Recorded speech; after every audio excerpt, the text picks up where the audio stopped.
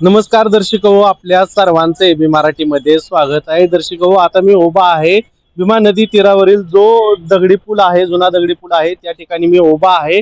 आणि आपण जर पाहिलं तर जे काही उजनी धरणातून भीमा नदी पात्रामध्ये 61,600 एवढा विसर्ग जो भीमा नदी पात्रामध्ये सुरू आहे, तो आता इथं पंढरपूरमध्ये पोहोचलेला आहे। आणि त्याचाच परिणाम जर आपण पाहिला तर जो काही इथला दगडी पूल आहे तो पूर्णपणे पाण्याखाली गेलेला दिसतोय। त्याचबरोबर तालुक्यातील पंढरपूर तालुक्यातील जे काही कोल्हापूर पद्धतीचे मुंडेवाडी बंधारा असेल, त्याचबरोबर पिराजी कुरोली इथला जो काही बंधारा आहे तो सुद्धा पाण्याखाली गेलेला आहे। असे जे काही 15-16 बंधारे आहेत ते सुद्धा पाण्याखाली गेलेले आहेत।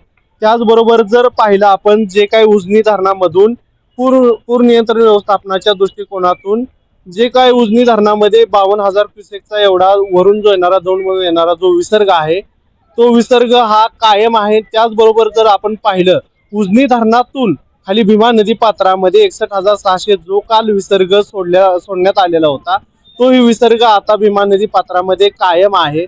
जर घाट माथ्यावरती पुणे जिल्ह्यामध्ये जर असाच जर पाऊस सुरू राहिला तर हा विसर्ग कायम ठेवण्यात येईल किंवा याच्यामध्ये वाढ ही करण्यात येईल। त्याचबरोबर जर आता हे जे 61,600 क्युसेक हा विसर्ग इथं पोहोचल्यामुळं आपण जर पाहिलं इथले जे काही बंधारे असतील, त्याचबरोबर इथले जे काय इस्कॉनचा घाट आहे पंढरपूर मधला तो सुद्धा इथं या ठिकाणी पाण्याखाली गेलेला आपल्याला दिसतोय। त्याचबरोबर जे काय इथले त्याच्या जर अपोजिट साईडला आपण पाहिलं जे काय पुंडलिक मंदिर असेल किंवा त्याच्या भोवतीच्या ज्या काय समाधी आहेत, छोटी छोटी मंदिर आहेत, ते सुद्धा पाण्याखाली जाताना पाण्याखाली गेलेले आहेत। त्याचबरोबर इथले जे काही बंधारे आहेत ते सुद्धा पाण्याखाली गेलेले आहेत। पूर व्यवस्थापनाच्या दृष्टिकोनातून इथं जे काय आषाढी वारी होऊन 4-5 दिवस लोटलेले आहेत आणि इथं भाविक अजूनही येत आहेत। त्यांना रोखण्यासाठी प्रशासनानं इथं पाहिलं आपण तर बॅरिकेटिंग केलेलं आपल्याला या ठिकाणी दिसतंय। त्याचबरोबर त्यांना आतमध्ये न जाऊ देता इथूनच त्यांना माघारी लावण्यात येते। जर आपण पाहिलं तर NDRFच्या असेल यांच्या योग्य ती सुविधाही या ठिकाणी करण्यात आलेली आहे।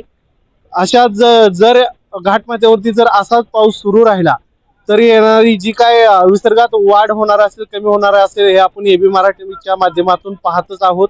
अशाच वेगवेगळे अपडेट पाहण्यासाठी तुम्ही पाहत राहा एबी मराठी न्यूज।